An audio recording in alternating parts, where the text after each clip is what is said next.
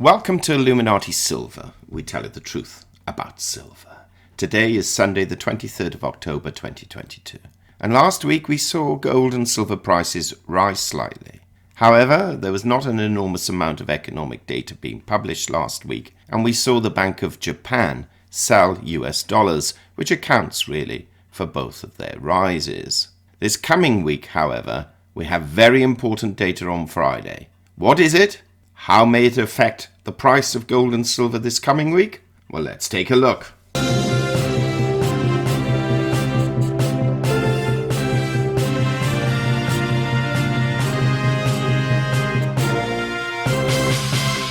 First, precious metals. Gold rose $14 last week, rising from $16.44 to $16.58, having hit a high of $1,668 and a low of $1,618. A rise of 0.9%. In sterling terms, gold finished the week at £1,467, down £4. And in euros, it closed at €1,680. That's down €11. Silver performed better, rising $1.15 from $18.29 to $19.44, having hit a high of $19.44, so it closes its high, and a low of $18.24, a rise of 6%. In sterling terms, silver closed at £17.19, up 82 pence, and in euros it closed at 19.71 euros, that's up 0.88 euros. The gold to silver ratio obviously fell, and it fell from 90 to 1 to 85 to 1. Now, looking at the prediction we made last week, we said we expect to see gold trade between 1600 and 1700, and silver to trade between 1750 and 19, with $17 and $20 as outliers. Well, gold traded comfortably within our normal trading range, while silver traded within our normal range, but it did rise considerably on Friday, taking it into our outlier range, but still closing well within that. The difference between gold's high and low was $50 last week, and the difference between silver's high and low was $1.20. About half the difference compared with the previous week. Now let's take a look at other financials. Bitcoin currently stands at $19,151. That's down just $10 on the week. Equities were stronger, with the Dow Jones closing on Friday at 31,082, up 748 points on the day and up 1,448 points on the week. The S&P 500 closed at 3,752, up 86 points on the day and up 169 points on the week. And the Nasdaq Composite closed at 10,859, up 244 points on the day and up 538 points on the week. So all in all, a good week for equities. Oils were mixed slightly. Brent crude closed at $93.50. That's up $1.87. And WTI crude closed at $85.05. That's down 56 cents on the week. The dollar index stands at 112.01. And that's down 1.3 points on the week. Let's now take a quick look at the economic data announced last week and what we've got coming this coming week. Okay, looking at the economic data announced last week, we can see that on Monday, the Empire State Manufacturing Index, which we said was worth looking at, actually was down quite considerably, far more than expectations. It was down 9.1 for October, compared to expectations of -5. However, the Industrial Production Index actually was quite positive, with a 0.4% gain for September. Building permits and housing starts varied. Building permits were slightly higher than expectations, housing starts slightly lower. Then on Thursday, we had the initial jobless claims coming in at 214,000, which were down, both against expectations and the previous week. However, continuing jobless claims were actually up.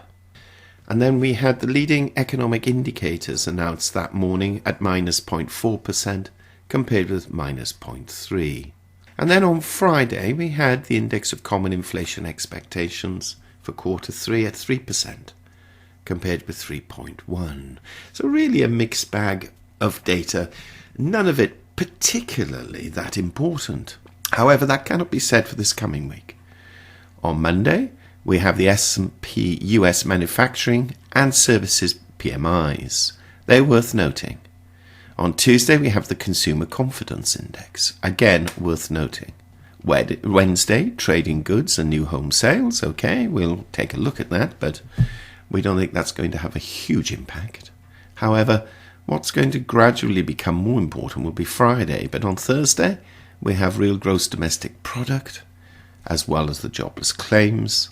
But Friday's the key one because we've got the PCE price index and the core PCE price index. Be interesting to see if that rises or falls. And this will be the last PCE price index before the FOMC meets in November. On top of that, we have consumer spending and the UMIH consumer sentiment index. So really, all eyes, there'll be reasonable eyeballs on Monday, but all eyes will be on the data on Friday. Going back to gold and silver, we can see that gold was on a slight descent until Friday last week, where it recovered losses and moved into positive territory. The Bank of Japan intervened in the forex market and sold US dollars to prop up its own currency, thereby putting the dollar under a little pressure, which is why it fell 1.3 points. To the upside, and we've said this before, we have resistance at $1,680, further resistance at $1,700, and considerable resistance at $1,750 for gold. Towards the downside, we have support at $1,600. And should this break down, and we still believe at the moment this will eventually do so, then $1,500 is the next target. Silver rose strongly on Friday, partially again because of the Bank of Japan's intervention, and also partly because there were some news reports suggesting that there may be some division amongst the FOMC members of the Federal Reserve as to how aggressive they should be moving forward, with some apparently suggesting that future rises, while should happen, should be a little tamer. Of course, we need to verify whether such reports are accurate and to what degree they apply. Now, $18 has certainly acted as good support for silver so far, and $20 strong resistance. Now, whilst there may be some follow-through with the rise on Friday into Monday morning, it's still rather difficult to see the case for rising silver until either a global recession is ruled out or the Fed alters its course on interest rate rises. Now, with that in mind, should silver break below $18, then we can see it eventually dip to ultimately towards 16.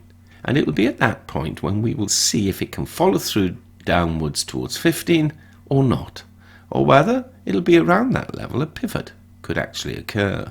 So with all this in mind and the geopolitical situation not really improving between Russia and Ukraine, we expect to see gold trade again this week between $1,600 and $1,700, with $1,575 and $1,625 as outliers in case there are some unexpected announcements.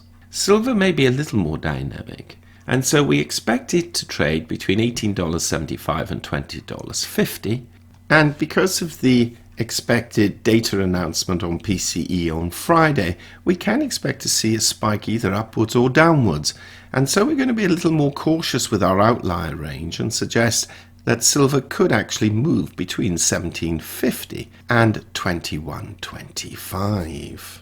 What are your thoughts? Do you see silver rising this coming week? If so, by how much? Please share them. Meanwhile, thank you so much for listening. If you haven't done so, please subscribe to the channel, not forgetting to press the bell sign so you're notified of our videos as and when they're published. And as always, we wish you a safe, enjoyable weekend and prosperous week ahead. And before we go, we're putting links to the Pure Gold Company and Bullion Vault below in case you think it's starting to become time to consider purchasing gold and silver again. Illuminati silver owners come from a background of banking, international wealth management and economics. Having now retired from these worlds, we are not qualified to give investment advice. Therefore, this and other productions must not be deemed to be giving such advice and merely represent the personal views of its owners.